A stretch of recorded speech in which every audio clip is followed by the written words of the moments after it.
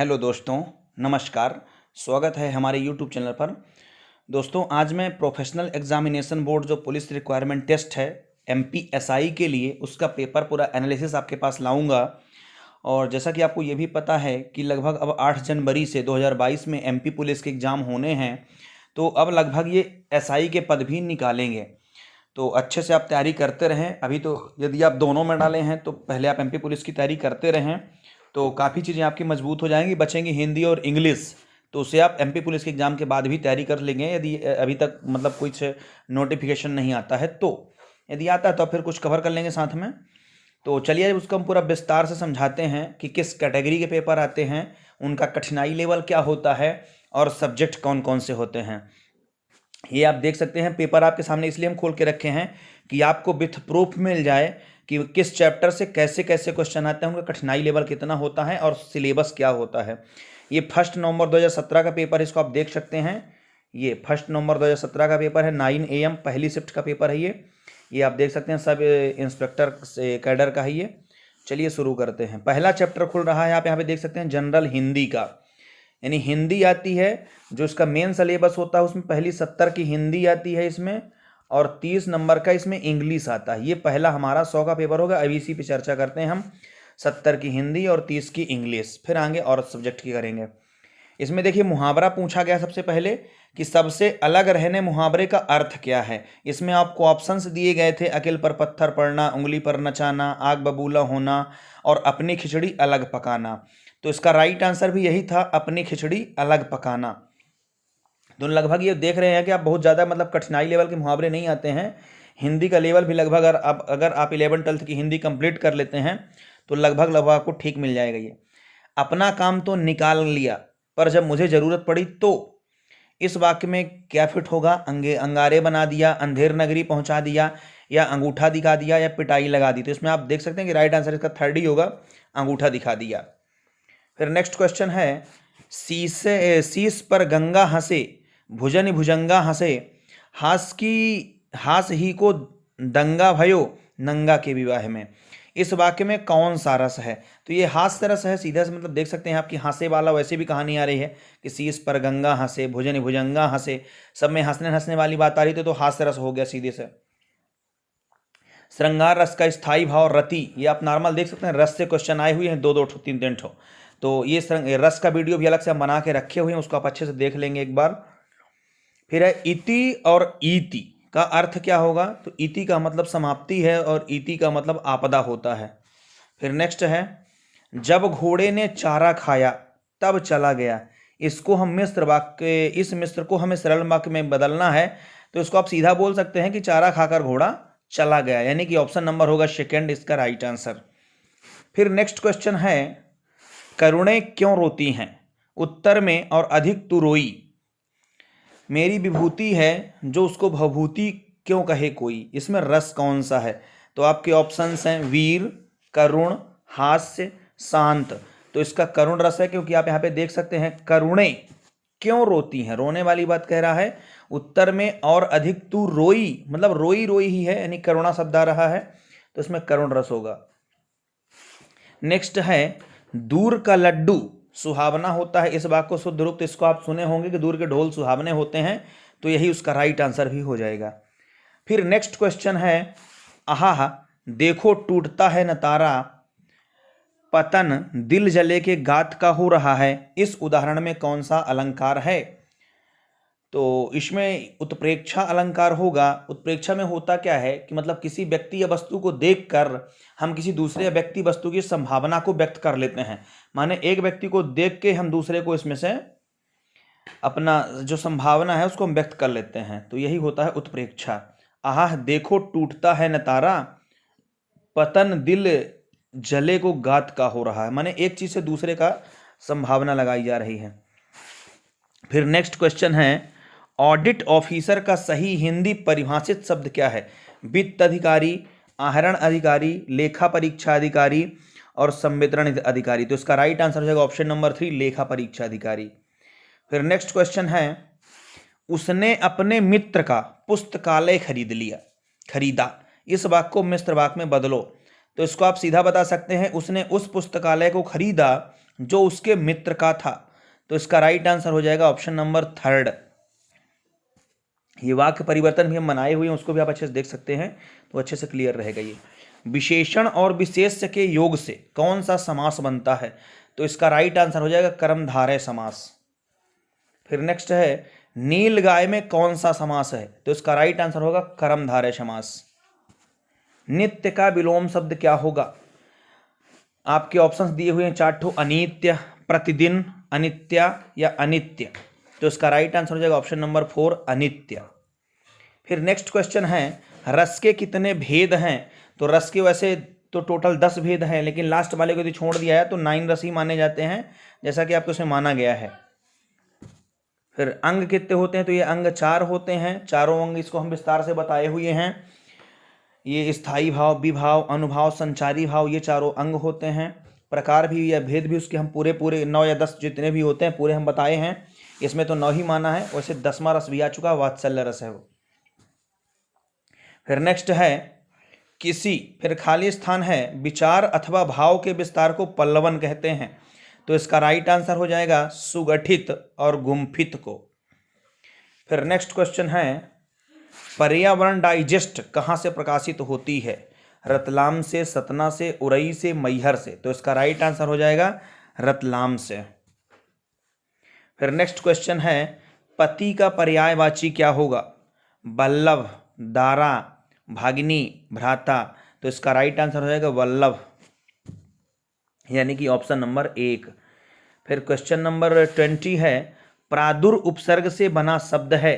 तो इससे उपसर्ग बनता है प्रादुर्भाव। फिर नेक्स्ट क्वेश्चन है अंश और अंश का अर्थ क्या है? ये दोनों अंश अलग अलग लिखे हैं।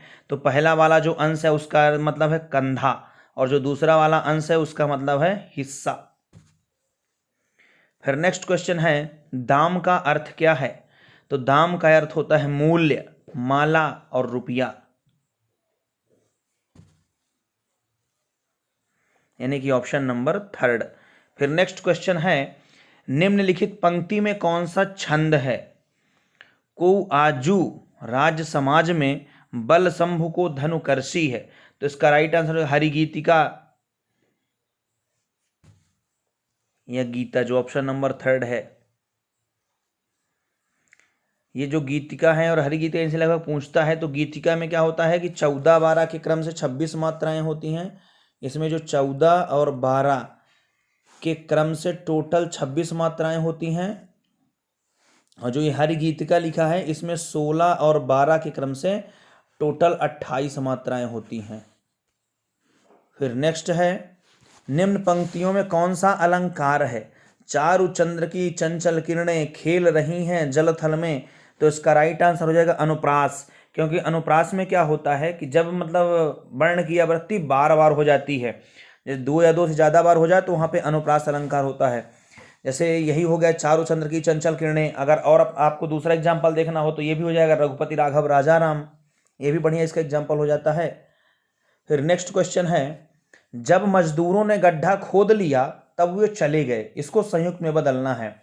तो इसमें संयुक्त में और, लेकिन, किंतु, परंतु ये सब जोड़ के हम इसको बना सकते हैं। तो इसमें पूछ कर है जब मजदूरों ने गड्ढा खोद लिया तब वे चले गए। तो इसको हम बना सकते हैं कि मजदूरों ने गड्ढा खोदा और चले गए, क्योंकि जो पहला ऑप्शन आपका बता रहा है उसमें ज्यों ही त्यों ही लग रहा है, और ये ज्यों ही त्यों ही हमारे मिश्रित में लगते हैं, तो ये तो हो नहीं सकता। फिर नेक्स्ट है मजदूरों ने गड्ढा खोदा और वे चले गए, ये तो राइट आंसर हो जाएगा। फिर नेक्स्ट है मजदूरों ने गड्ढा खोद लिया तब वे चले गए, तो ये जब तब जो आते हैं ये भी मिश्रित में आते हैं, तो ये भी गलत होगा। फिर मजदूर गड्ढा खोद कर चले गए, ये सरल में आ जाएगा, हमको बनाना था संयुक्त में। सॉरी, तो इसका राइट आंसर हो जाएगा 2nd। फिर नेक्स्ट क्वेश्चन है उदाहरण और उद्धरण का अर्थ क्या है? उदाहरण का मतलब मिसाल, और उद्धरण का मतलब होता है वाक्य का वैसा ही कथन जैसा का कहा गया हो। फिर नेक्स्ट क्वेश्चन 27 है अर्थ अथवा विचार का, फिर खाली स्थान है करते समय उसकी पुष्टि में जहां तहां ऊपर से कुछ खाली स्थान भी दिए जा सकते हैं। तो पहला जो है अर्थ अथवा विचार का, विचार करते समय जब उस विस्तार करते समय उसकी जब पुष्टि होती है तो जहां तहां ऊपर से हम उदाहरण या तथ्य भी दे सकते हैं। तो इसका राइट आंसर होगा विस्तार, उदाहरण और तथ्य। देखिए इसमें थोड़ा सा मिस्टेक कर दिया, देखिए कंफ्यूजन हो जाता है इसी में। जैसे पहला विस्तार दिया है लेकिन यहाँ पे उदाहरण देखिए तो उदाहरण लिख दिया है। तो इसका राइट आंसर सेकंड होगा, इसमें लिखा विस्तार और उदाहरण और तथ्य। मतलब इतनी छोटी छोटी गलती भी पकड़ना पड़ता है, क्योंकि इसमें इसका जो लिखना था वही गलत कर दिया, उदाहरण कर दिया, और सेकंड वाले में उदाहरण है। तो जल्दीबाजी में गलती ना करें, ऑप्शन अच्छे से देख के करेक्ट करें। फिर नेक्स्ट क्वेश्चन है, भारत की राजभाषा नहीं है कौन सी? मिजो, हिंदी, कोंकणी, कन्नड़। तो ये सब हैं, हमारा जो मिजो है ये हमारे यहाँ की भाषा नहीं है, राजभाषा नहीं है। फिर नेक्स्ट क्वेश्चन है, अभिनय और अविनय का अर्थ क्या है? तो इसका नया और अनोखा, नया और धृष्टता, नाटक और धृष्टता, नाटक और नतमस्तक। तो इसका राइट आंसर हो जाएगा नाटक और धृष्टता। फिर नेक्स्ट क्वेश्चन है, संस्कृत संश्लिष्ट भाषा है, इस वाक्य में संश्लिष्ट का शुद्ध रूप लिखिए। तो ये वाला है संश्लिष्ट शुद्ध रूप। फिर नेक्स्ट है, वैतनिक का विलोम क्या होगा? तो इसको तो आप ऐसे ही बता सकते हैं, अवैतनिक होगा। विकल्प पारिभाषिक शब्द का अंग्रेजी रूपांतरण क्या होगा? पारिभाषिक। तो इसका राइट आंसर हो जाएगा ऑप्शन। फिर नेक्स्ट क्वेश्चन है, बिहारी हिंदी की बोलियां हैं। तो इसमें ये आपके ऑप्शंस दिए हैं, मारवाड़ी, मैथिली, भोजपुरी, मगही, मैथिली, भोजपुरी, और मगही, मेवाती, भोजपुरी, और बांगरू, मैथिली, भोजपुरी। तो इसका राइट आंसर हो जाएगा मगही, मैथिली और भोजपुरी।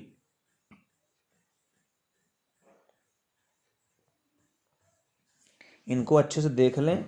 फिर नेक्स्ट क्वेश्चन है 34, जिस काव्य की आनंदानुभूति अभिनय को देखकर एवं पात्रों के कथोपकथन को सुनकर होती है उसे दृश्य काव्य कहते हैं।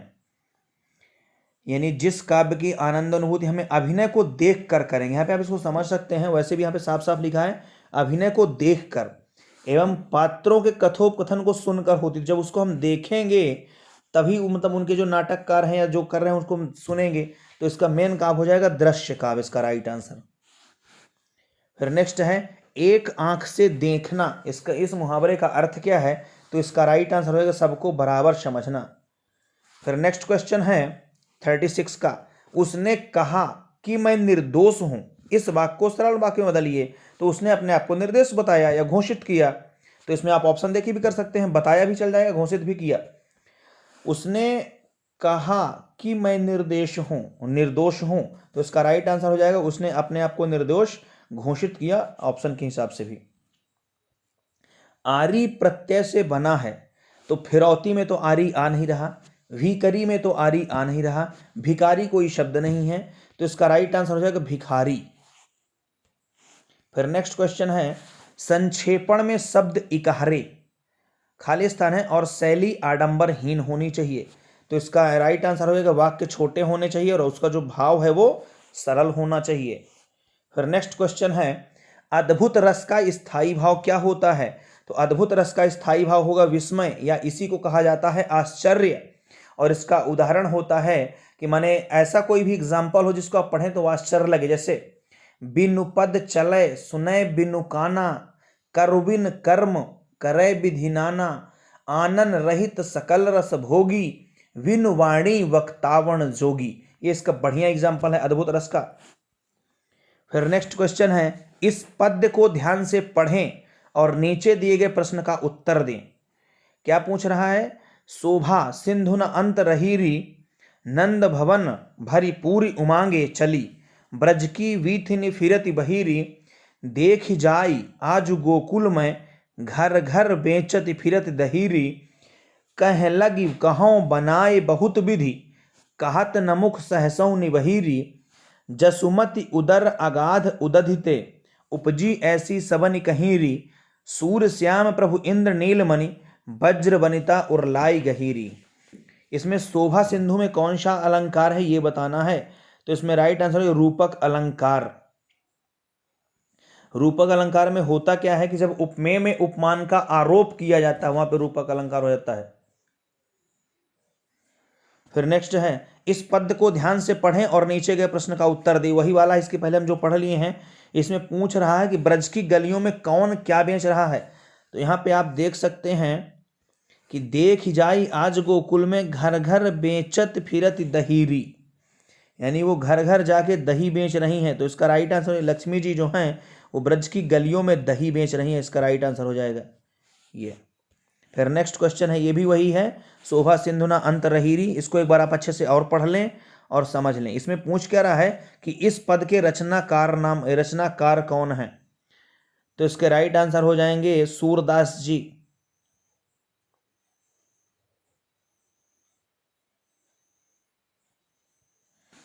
ये यहाँ पे लिखा है, सूर श्याम प्रभु इंद्र नीलमणि ब्रज वनिता और लाई रह गहीरी।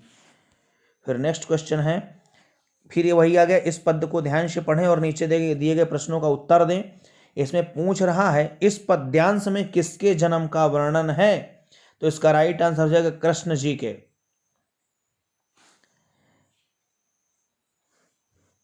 फिर नेक्स्ट क्वेश्चन है, इस पद को ध्यान से पढ़िए, फिर वही क्वेश्चन है।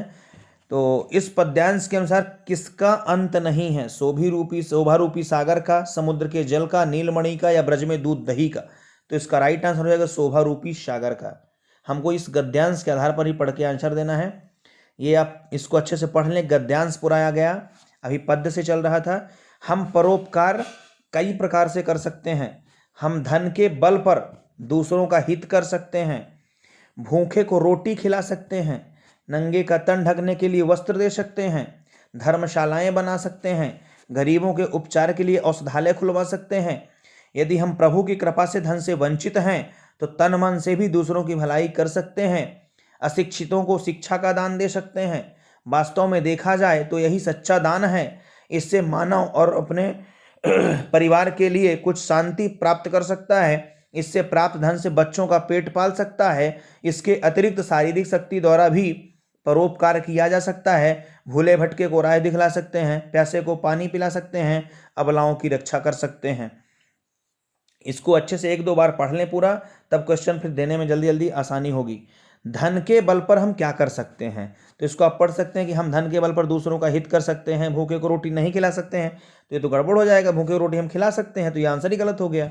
सेकंड क्या कहता है, हम धन के बल पर दूसरों का हित कर सकते हैं, भूखे को रोटी खिला सकते हैं, नंगे का तन ढकने के लिए वस्त्र दे सकते हैं, धर्मशालाएं बनवा सकते हैं, और गरीबों के उपचार के लिए। यही आंसर तो लग रहा है, यही ठीक होगा।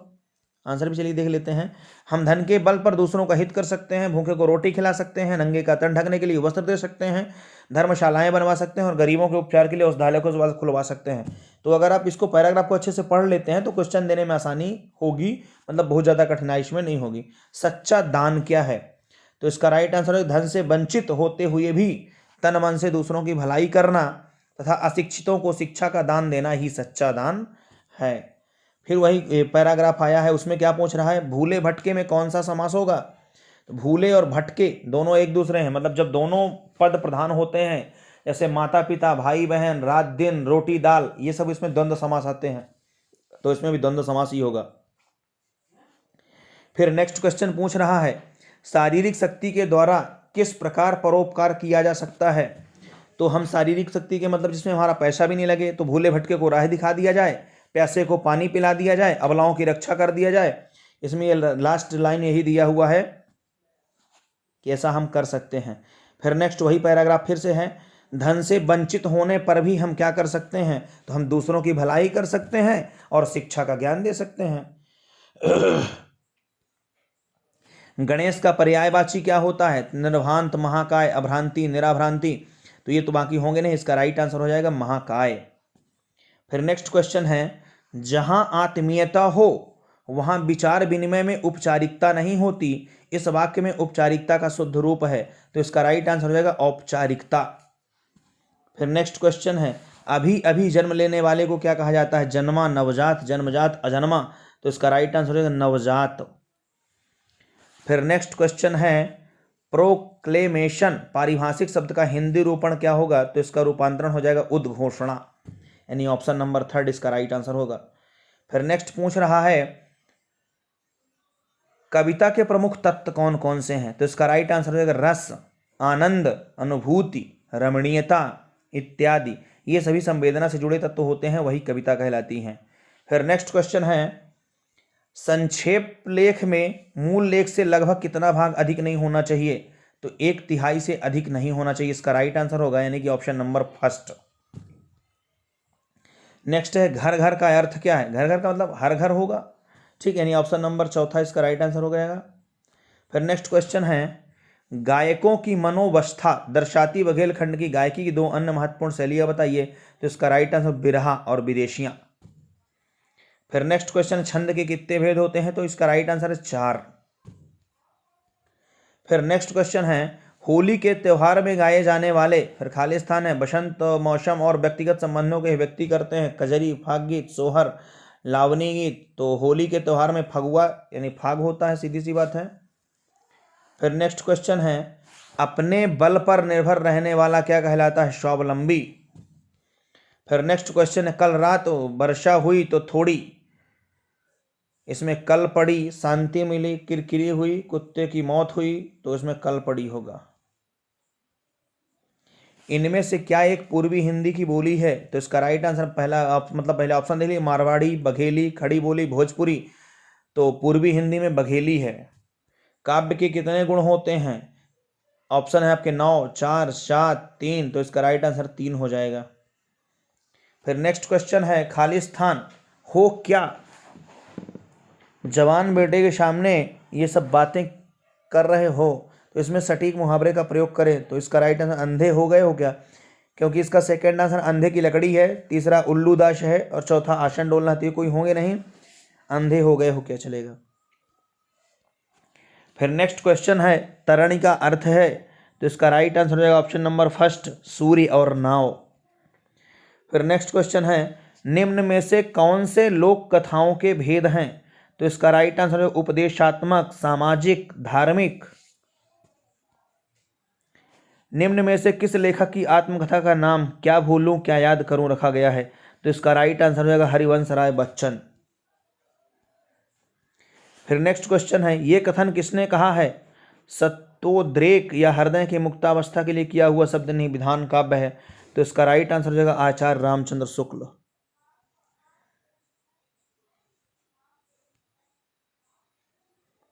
फिर क्वेश्चन नंबर 69 था जितेंद्रिय में कौन सा समास होगा? इसका राइट आंसर बहुव्रीहि समास। फिर ये लास्ट क्वेश्चन आ गया अपने हिंदी का, अमित और अमित का अर्थ क्या है? अमित माने शत्रु और अमित माने अनगिनत। ये हिंदी के 70 क्वेश्चन जो 70 नंबर के थे कंप्लीट हुए। अब चलेंगे जनरल इंग्लिश जो 30 मार्क्स के 30 क्वेश्चन होंगे, यानी आपके 100 नंबर सीधे सीधे हिंदी और इंग्लिश से कवर होते हैं। तो अगर आप इनका बेसिक चीज़ें याद कर लेते हैं तो लगभग हिंदी और इंग्लिश आपके अच्छे मतलब स्कोर कर देते हैं। चलिए इंग्लिश भी हम दिखाते हैं आपको कैसे कैसे क्वेश्चन आते हैं। पहला क्वेश्चन है choose the appropriate preposition for the given sentences.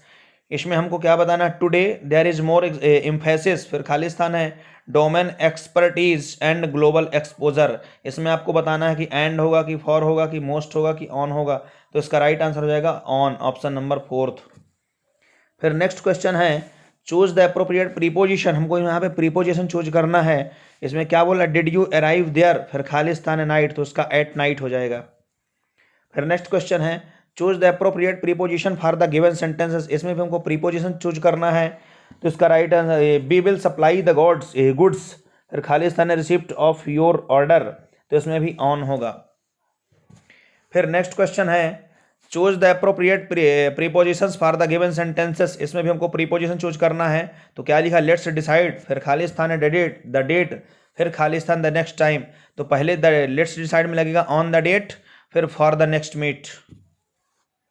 फिर नेक्स्ट क्वेश्चन है I am making mom and dad, फिर खालिस्तान है Christmas present that I will send through, फिर खालिस्तान है मेल। इसमें भी हमको अप्रोप्रिएट आर्टिकल्स चूज करना है। तो पहले में लगेगा ए और दूसरे में लगेगा द, यानी कि ऑप्शन नंबर फर्स्ट। फिर नेक्स्ट क्वेश्चन नंबर 6 है, इसमें भी हमको आर्टिकल चूज करना है। तो पहला खालिस्तान है AICTE, तो ये आप देख सकते हैं कि मतलब एक शॉर्ट फॉर्म में लिखा हुआ, तो इसके आगे तो दा ही लगेगा। ऑल सेट टू डिलीवर, फिर इसमें ए लगेगा a lethal blow to all those institutions that are not following their prescribed norms. फिर नेक्स्ट क्वेश्चन है choose the appropriate articles for the given sentences, इसमें भी हमको आर्टिकल्स बताना है। तो सी इज फिर Khalistan expert in vocational and communicational skill management for Khalistan फिर बीपीओ सेक्टर। इसमें आपके ऑप्शन है ए द ए एन द और द एन। तो इसका राइट आंसर हो जाएगा पहले में एन, क्योंकि एक्सपर्ट स्वर से शुरू हो रहा है, फिर उसमें बीपीओ तो द लगेगा उसमें। फिर नेक्स्ट क्वेश्चन है on his 15th birthday the boy made फिर खालिस्तान है unreasonable demand from his parents for फिर खालिस्तान है कार। तो इसमें पहले में ऑप्शन हो जाएगा एन फिर ए कार। यानी आर्टिकल से आप देख सकते हैं, मतलब कई सारे क्वेश्चन आ रहे हैं, आर्टिकल से आए, प्रीपोजिशन से मिले। अब देखिए क्या पूछ रहा है, choose the appropriate uses to fill in the blanks. इसमें भी हमको चूज करना है। This book is very interesting हुआ इसमें, तो इसका राइट आंसर होगा फर्स्ट। फिर नेक्स्ट क्वेश्चन पूछ रहा है, इसमें भी यूजेज लिखना है हमको, क्या होगा। तो अब इसमें क्वेश्चन क्या दिया, when our original plan failed we had to think of something to do फिर खालिस्तान। तो इसका राइट आंसर हो जाएगा, आपके ऑप्शन दिया पहले इन प्लेस और एल्स इंस्टेड और अदरवाइज। तो इसका राइट आंसर हो जाएगा इंस्टीड। फिर नेक्स्ट क्वेश्चन है choose the option of the best transforms to given sentences as directed. इसका हमको ट्रांसफॉर्म देखना है। तो क्वेश्चन क्या बोल रहा है, the gardener cuts the grass with a mower. तो इसका हो जाएगा the grass is cut with a mower by the gardener. फिर नेक्स्ट क्वेश्चन है choose the correct from the verb for the given sentences. It seems that higher education nowadays is फिर खालिस्तान है for those who can afford it. तो इसका right answer हो जाएगा मेंट। फिर नेक्स्ट क्वेश्चन है choose the correct from the verb. इसमें हमको वर्ब चूज करना है। तो क्वेश्चन क्या दे रहा है, द टीवी प्रोग्राम फिर खालिस्तान मी फ्रॉम माई वर्क। तो इसका राइट आंसर हो जाएगा डिस्ट्रैक्ट। फिर next question choose the correct from the adverb for the given sentences. खालिस्तान क्वेश्चन क्या दिया है, दिस बस गोज फिर खालिस्तान फास्ट। तो इमेंसली, इनक्रेडिबली, ग्रेटली और डिफिनेटली। तो इसका इनक्रेडिबिलिटी हो जाएगा incredibly. Choose the correct from the adjective for the given sentences. Karishma puts her heart and soul into anything she undertakes to do. She is highly. तो इसमें हो जाएगा ग्रेटफुल, डेडिकेटेड, इंथॉस्टिक, लोयल। तो इसका right answer dedicated. Choose the correct from the adjective for the given sentences. The excused was given a short sentences as he had committed only a खालिस्तान है फिर offence. तो इसका राइट आंसर होगा minor, यानी option number 4। फिर next question है choose the correct from of expression to complete the sentences. तो इसमें पहला क्वेश्चन क्या दिया है, I couldn't tell what time it was because the workman had moved the फिर खालिस्तान है ऑफ द क्लॉक। तो इसका राइट आंसर हो जाएगा हैंड्स। फिर नेक्स्ट है choose the correct from of the expression of the complete in sentences. तो all the TV channels are providing extensive फिर खालिस्तान है of the supporting events, sporting events. तो इसमें कवरेज हो जाएगा। फिर नेक्स्ट क्वेश्चन 19 नंबर का है choose the correct from the modal auxiliary verb for the given sentences. तो यू फिर खालिस्तान must be made of if you think I am going to lend you my more money. तो इसका right answer must. फिर next 20 number का है choose the correct from tenses for the given sentences. Question क्या दिया है, Rome has been an important city for centuries and it फिर Khalistan important. तो इसका राइट आंसर है, इसमें पहले आपके ऑप्शन दिए हैज़ स्टिल बीन, वो हैड स्टिल बीन, फिर इट स्टिल बीइंग, फिर इट स्टिल। तो इसका राइट आंसर है इज स्टिल। फिर नेक्स्ट क्वेश्चन है choose the correct form the of tense of the given sentences. Question इसका नाउ फिर ही फिर खालिस्तान दिया है a book about New Guinea I don't think he will finish it soon. तो इसमें हो जाएगा इज राइटिंग। फिर next 22 choose the correct form of tense for the given sentences. तो इसमें क्या दिया, द सोल्जर्स फिर खालिस्तान है bravely in the civil war. तो इसका राइट आंसर है फॉट, FOUGHT। फिर 23 का है choose the most suitable determiner for the given sentences, इसमें हमको डिटरमाइनर चूज करना है। तो क्या दिया है, देयर इज, फिर खाली स्थान है truth in what he says, तो इसका राइट आंसर हो जाएगा सम, ऑप्शन नंबर है सेकेंड। फिर नेक्स्ट क्वेश्चन है choose the most suitable determiner for the given sentences, इसमें भी डिटरमाइनर हमको चूज करना है। तो पहले खाली स्थान दिया है, फिर student had a lame excuse to give for coming late to class, तो इसका राइट आंसर हो जाएगा ईच। फिर नेक्स्ट है choose the correct form of tense for the given sentences, इसका राइट आंसर हो जाएगा इज। तो पूछ कह रहा माउंट एवरेस्ट, फिर खाली स्थान है the highest mountain in the world, तो इसका इज हो जाएगा आंसर। फिर नेक्स्ट 26 में ये पूरा पैराग्राफ दिया, इसको आप अच्छे से पढ़ लें और पैराग्राफ से इसको हमको ढूंढ के लिखना है आंसर। ये क्वेश्चन नंबर 26 हो गया। 27 में पूरा यही दिया है पैराग्राफ, अच्छे से आप एक बार पढ़ लें। ये पूरे पैराग्राफ से ही क्वेश्चन है, ये क्वेश्चन दिया है, ये उसका आंसर हो जाएगा। ये फिर पैराग्राफ आ गया 30 नंबर का, ये आपका इंग्लिश का लास्ट क्वेश्चन भी होगा। फिर उसके बाद क्वेश्चन आया जनरल नॉलेज, माने ये 100 नंबर का आपका कंप्लीट हुआ। अब ये दूसरा 100 शुरू होगा, तो इसमें जनरल नॉलेज, मैथ, ये सब मिक्स क्वेश्चन होंगे। अब पहला क्वेश्चन आप देख सकते हैं, इसमें पेपर दिखाने का आपको हमारा सीधे से मतलब ये है कि आप पेपर के कठिनाई लेवल को समझें कि माने कितना कठिन पेपर आता है और किस लेवल का रहता है, कैसे कैसे क्वेश्चन पूछे जाते हैं। तो आपको एक मतलब तैयारी करने में एक अनुभव मिल जाएगा कि किस हिसाब से पेपर आते हैं। फिर क्या क्वेश्चन कह रहा है, 750 रुपये का ए बी और सी में इस प्रकार विभाजित किया गया है कि ए बी और बी सी और 5:2 और 7:13 के अनुपात में है, तो ए का हिस्सा क्या होगा। तो ये अनुपात समानुपात का क्वेश्चन, इसको आप अच्छे से हल कर लेंगे। फिर नेक्स्ट क्वेश्चन क्या कहते हैं, दिए गए समीकरण को हल करने के लिए चिन्हों का सही समूह ज्ञात करें। तो 24 × 16 × 8 × 32, यहाँ पे स्टार लगा हुआ है, यहाँ पे आप चिन्ह लगा के इसको सेट कर लें।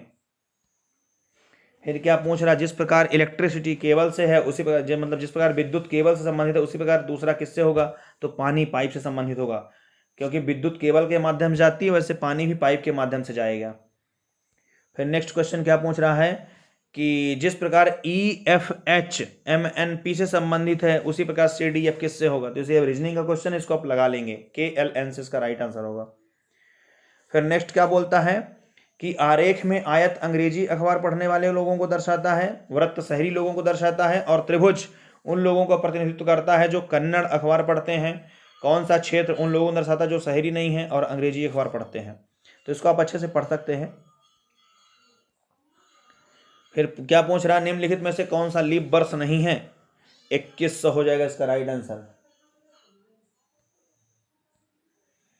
निम्न में से कौन सा प्रश्न चिन्ह को प्रतिस्थापित करेगा, माने प्रश्न चिन्ह के स्थान पर क्या आएगा, तो ये रीजनिंग के क्वेश्चन, इसको आप अच्छे से हल कर लें और देख लें। फिर क्या पूछ रहा है, हवा पानी और रेत को दर्शाया जा सकता है, हवा पानी और रेत, तो इसको राइट आंसर हो जाएगा ऑप्शन नंबर 3, क्योंकि हवा अलग है, पानी अलग है, रेत अलग है, तीनों का एक दूसरे से आपस में कोई संबंध नहीं है, तो इसका राइट आंसर है ऑप्शन नंबर 3। फिर क्या पूछता है कि सोनू यतेंद्र से लंबा है, अमित सोनू से लंबा है, सुभाष अमित से लंबा है, सत्तू सभी से लंबा है, यदि वे अपनी लंबाई के अनुसार खड़े होते हैं तो ठीक मध्य में कौन होगा, तो इसको आप अच्छे से लगा सकते हैं। इसका राइट आंसर दिया है इसमें अमित। फिर नेक्स्ट क्वेश्चन क्या पूछ रहा है, राम का स्थान किसी परीक्षा में शीर्ष 16वां और नीचे से 15वां है, तो कक्षा में कुल छात्रों की संख्या कितनी होगी, तो इसको आप आराम से निकाल सकते हैं।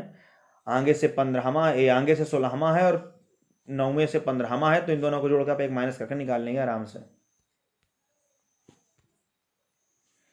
फिर भारत भवन इमारत में कितने वर्ग हैं, तो इसका राइट आंसर हो जाएगा 6।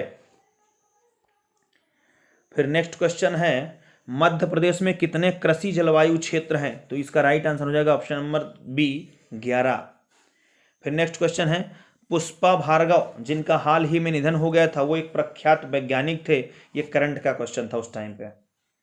फिर नेक्स्ट है, शेर शाह के पिता हसन खान खाली स्थान है फिर के जागीरदार थे, तो इसका राइट आंसर हो जाएगा सासाराम, ये बिहार में है। फिर नेक्स्ट क्वेश्चन है, शाहिद खाकान अब्बासी कहाँ के वर्तमान प्रधानमंत्री हैं, ये उस टाइम पे भी करंट का क्वेश्चन था, तो उसका राइट आंसर हो जाएगा पाकिस्तान। फिर नेक्स्ट क्वेश्चन है, निम्नलिखित में से बंजर और हलोन नदियां किसके मध्य में बहती हैं? तो इसका राइट आंसर हो जाएगा कान्हा टाइगर अभयारण्य। इसको अच्छे से याद कर लें। क्या पूछ रहा है? बंजर और हलोन नदियां किसके मध्य से बहती हैं? तो इसका राइट आंसर हो जाएगा कान्हा टाइगर अभयारण्य। फिर नेक्स्ट क्वेश्चन है, माधव राष्ट्रीय उद्यान में सामान्य रूप से देखा जाने वाला मांसाहारी कौन सा था? तो इसका राइट आंसर हो जाएगा तेंदुआ लियोपार्ड। फिर नेक्स्ट क्वेश्चन है, TR जेलियांग हाल ही में किसके मुख्यमंत्री के रूप में शपथ ग्रहण की है? तो इसका राइट आंसर हो जाएगा नागालैंड।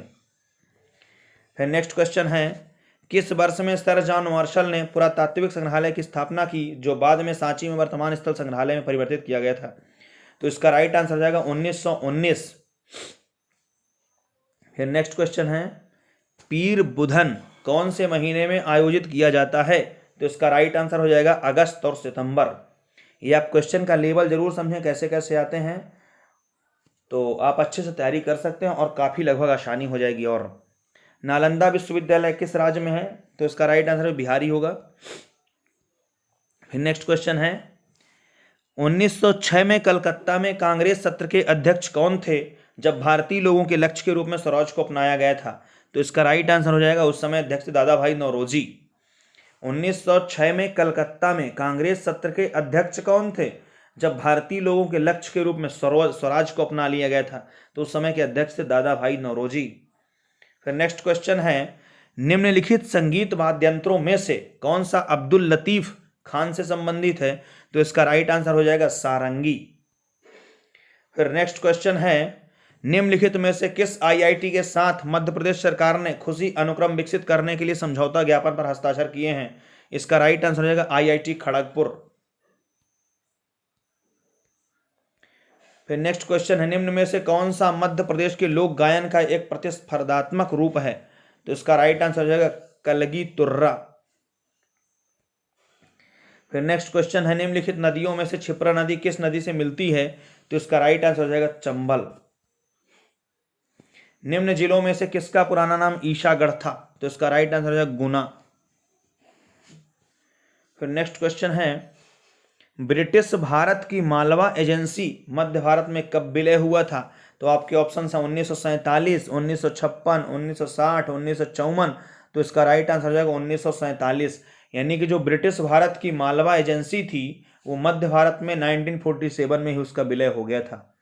फिर नेक्स्ट क्वेश्चन है, बत्तीसी बाओली कहाँ स्थित है? तो इसका राइट आंसर हो जाएगा चंदेली। फिर नेक्स्ट है, इंडोनेशिया की मुद्रा क्या है? तो इसका फिर रुपया है। फिर नेक्स्ट है, मध्य प्रदेश में नर्मदा घाटी की औसत ऊंचाई कितनी है? तो इसका राइट आंसर हो जाएगा MSL से 300 मीटर ऊपर है ये। फिर नेक्स्ट क्वेश्चन है 32, लेबनान की राजधानी क्या है? इसमें आपके ऑप्शन है मस्कट, बेरूत, त्रिपोली, तेहरान। तो इसका राइट आंसर हो जाएगा बेरूत। फिर नेक्स्ट क्वेश्चन है, मध्य प्रदेश में किस प्रकार की लकड़ी का उत्पादन किया जाता है जिसकी बनावट, रंग और धान्य गुणों के लिए दुनिया भर में प्रसिद्ध है? तो इसका राइट आंसर हो जाएगा टीक यानी कि सागौन। फिर नेक्स्ट क्वेश्चन है, औलीकर शासक यशोधर्मा किस शताब्दी से संबंधित थे? तो इसका राइट आंसर हो जाएगा 6वीं शताब्दी से। फिर नेक्स्ट है, नागार्जुन सागर बहुउद्देशीय परियोजना किस नदी पर बनाई गई थी? तो इसका राइट आंसर हो जाएगा कृष्णा नदी पर। फिर नेक्स्ट क्वेश्चन है, किसी बहुभुज का प्रत्येक आंतरिक कोण 144 डिग्री का है तो बहुभुज की भुजाओं की संख्या ज्ञात करिए। तो इसका राइट आंसर हो जाएगा ऑप्शन नंबर फर्स्ट है 10। इनको आप अच्छे से लगा सकते हैं मैथ वाले क्वेश्चन, या फिर किसी दिन हम बोर्ड में इसको अच्छे से समझा देंगे। यदि एक कूट में मरकरी को FgAgCb लिखा जाता है तो CuRe को क्या लिखा जाएगा? तो EcAg लिखा जाएगा। इसको आप अच्छे से फिट कर लेंगे। फिर नेक्स्ट क्वेश्चन है, यदि A और B किसी काम को 15 दिनों में कर सकते हैं तथा B अकेला उसी काम को 20 दिनों में कर सकता है तो A अकेले उस काम को कितने दिनों में करेगा? तो इसका राइट आंसर हो जाएगा 60 डेज। फिर नेक्स्ट क्वेश्चन है, यदि सुपर को 79 और सुप्रीम को 97 लिखा जाता है तो लेबर को क्या लिखा जाएगा? इसको अब आराम से लगभग ये जोड़ा गया होगा पूरे अक्षर को, उनको अच्छे से आप कर लेंगे। इसका राइट आंसर 69 है। आप इसको अच्छे से हल करें। फिर नेक्स्ट है, ए एक काम को 1/3 भाग 5 दिन में और बी एक काम का 40% भाग को 10 दिनों में कर सकता है, तो ए और बी दोनों मिलकर काम को कितने दिनों में खत्म करेंगे? इसमें आपके ऑप्शंस दिए हुए हैं, इसको देख लें और आपका राइट आंसर होगा 75/8 दिन में। हम सिर्फ आपको क्वेश्चन का लेवल समझा रहे हैं, क्वेश्चन आता किस तरीके से भी, इसीलिए हम सीधा पेपर की पीडीएफ आपको दिखा रहे हैं कि मैंने किस लेवल का पेपर आता है, उसको आप अच्छे से देख लें। फिर नेक्स्ट क्वेश्चन है, कितने समय में 1000 की राशि 20% वार्षिक ब्याज की दर से 1331 हो जाएगी? तो ब्याज की प्रति छमाही संयोजित की गई, तो इसका राइट आंसर हो जाएगा 1.5 वर्ष।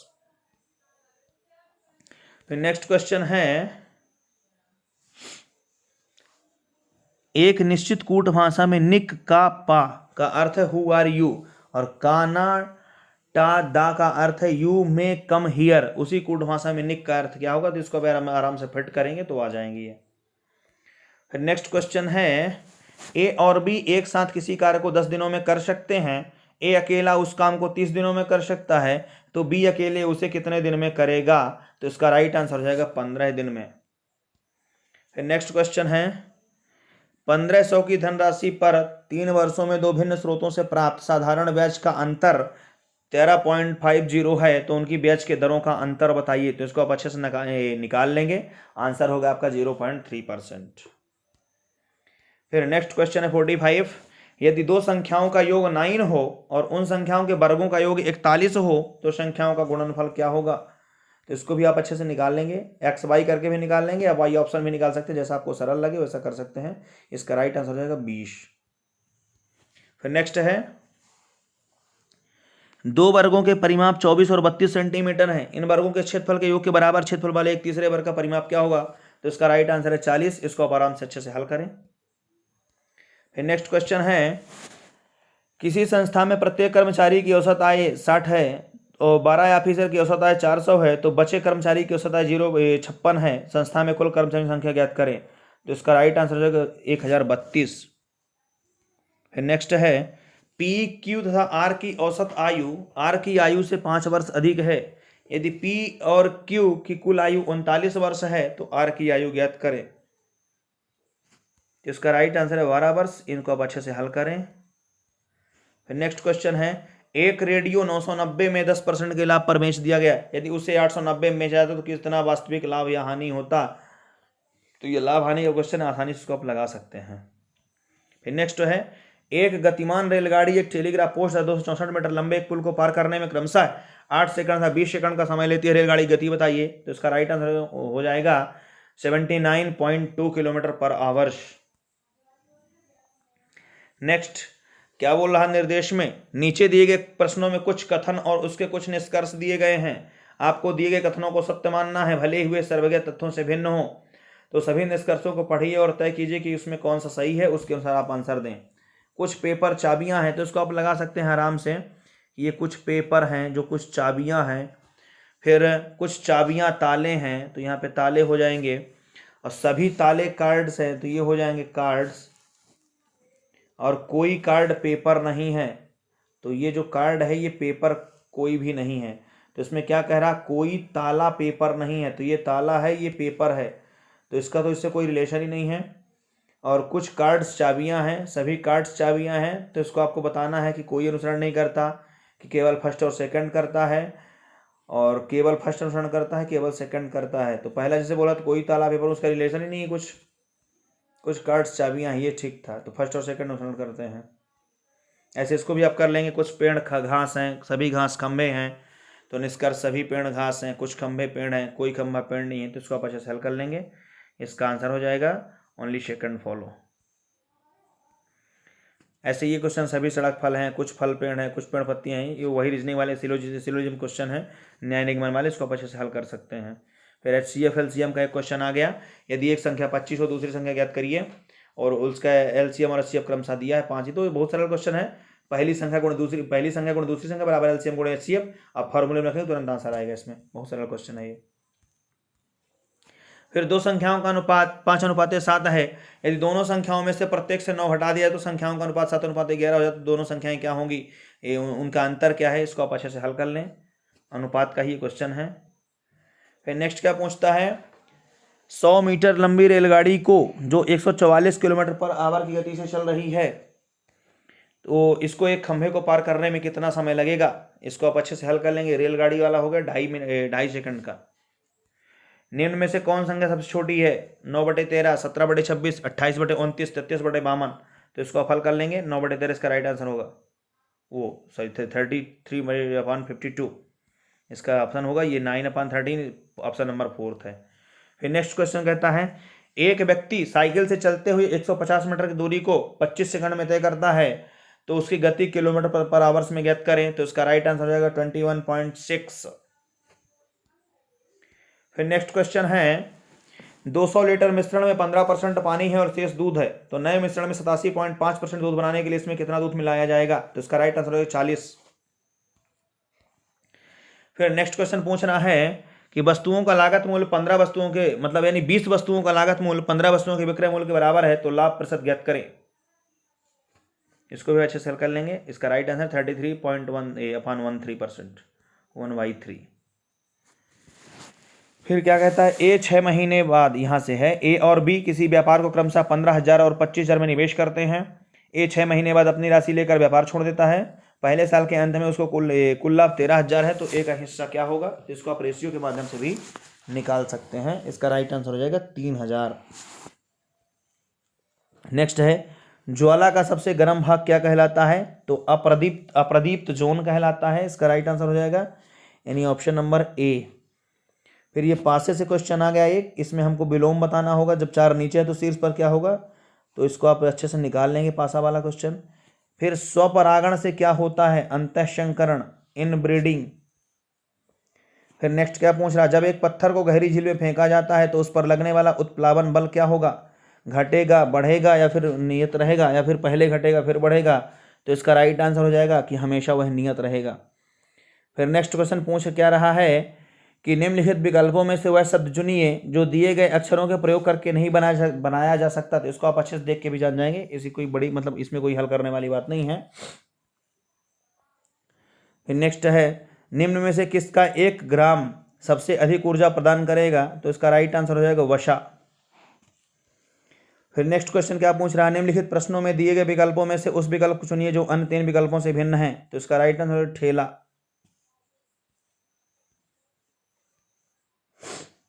ये निर्देश दिए गए हैं, इसको आप अच्छे से कर लें। ये सेटिंग अरेंजमेंट का क्वेश्चन है। फिर नेक्स्ट है, एक को अर्धपूर्ण क्रम में व्यवस्थित करिए। पूरा दिया है कि पहले पुलिस आएगा, फिर दंड देगी, फिर अपराध होगा, फिर न्याय होगा, फिर निर्णय होगा। तो इसको आप अच्छे से कर लेंगे। तो इसका तो पहले अपराध ही होगा, फिर उसके बाद पुलिस आएगी, फिर वो न्याय करेगी, फिर उसमें निर्णय होगा, तब आपको दंड मिलेगा। इसमें आपको फिट करना A2I, E4J और 1I8K। तो इसको आप अच्छे से फिट कर लेंगे। ए के बाद देख सकते हैं आप BCD को छोड़ के फिर आया है, फिर FGH को छोड़ के फिर I आया है, ऐसे आप इसको फिट कर लेंगे। मानव के गर्भाशय काल की औसतन समय कितना होता है। तो इसका राइट आंसर हो जाएगा 36 से 38 वीक। अरुण ग्रह में कितने उपग्रह हैं। तो इसका राइट आंसर होगा 13। फिर नेक्स्ट क्वेश्चन है, ट्रिपैनोसोमा जानवर से जानवर या मानव में संचरित होती है किसके द्वारा, सीसी फ्लाई के द्वारा। फिर नेक्स्ट क्वेश्चन है, कौन सा तारा पृथ्वी सबसे निकट होता है सूर्य के अलावा। तो अल्फा सेंचुरी है इसका राइट आंसर। फिर नेक्स्ट है, ए बी का पुत्र है जबकि बी और सी एक दूसरे की बहनें हैं, ई सी की माँ है, यदि डी ई का पुत्र है तो निम्नलिखित में से कौन सा कथन सत्य है। तो इसको आप हल कर लेंगे अच्छे से और देख लेंगे इसका आंसर क्या आ रहा है। फिर नेक्स्ट है, वर्षा के उपरांत इंद्रधनुष दिखाई देता है सूर्य के विपरीत। एक वयस्क मानव के कंकाल में होती 206 हड्डियां।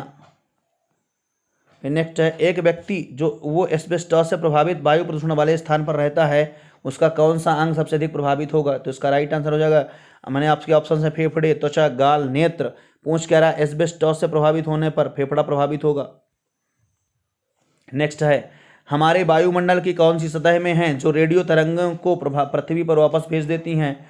तो इसका राइट आंसर हो जाएगा हमारा आयन मंडल।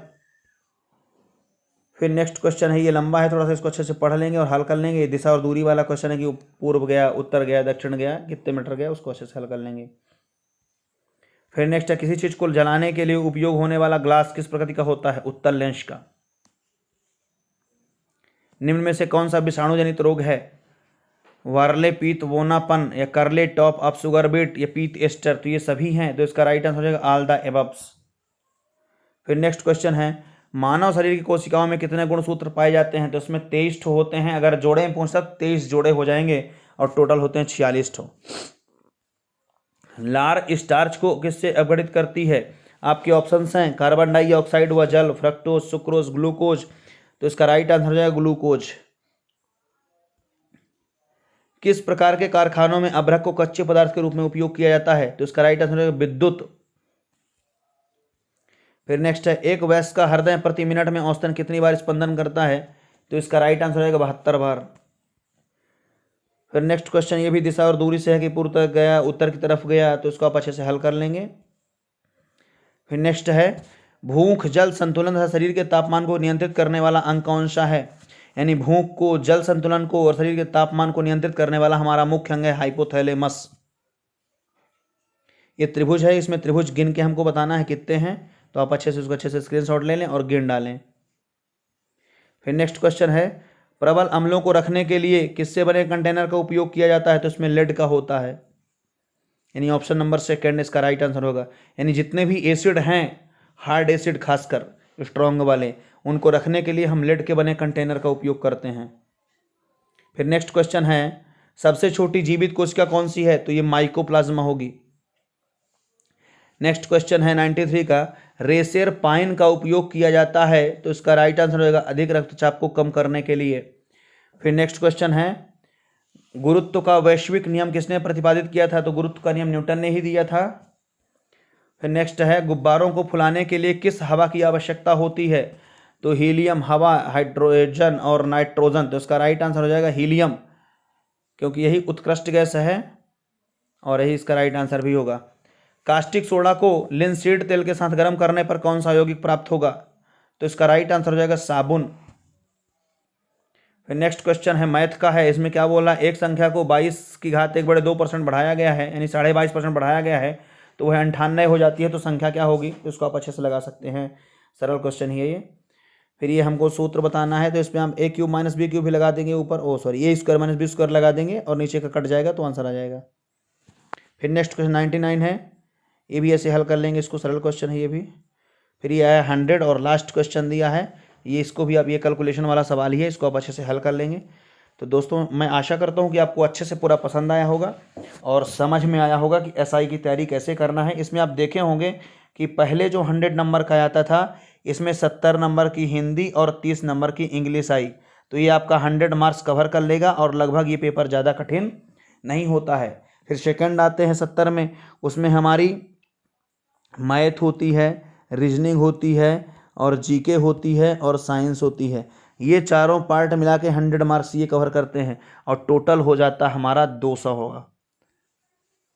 तो इनको आप अच्छे से तैयार कर लें और अच्छे से खींच के तैयारी करते रहें, क्योंकि नोटिफिकेशन का कभी भी आ सकता है, तो उसका इंतज़ार बिल्कुल ना करें कि जब नोटिफिकेशन आता है तभी हम तैयारी करेंगे। अभी आप अच्छे से करें, जैसे ही नोटिफिकेशन आता है तो एकदम फ्लो में आ जाएं और इस बार खींच के तैयारी करें और ज़्यादा से ज़्यादा लोगों को शेयर करें, जिससे पूरा पैटर्न, सिलेबस पूरा सब लोगों को पता चल जाए।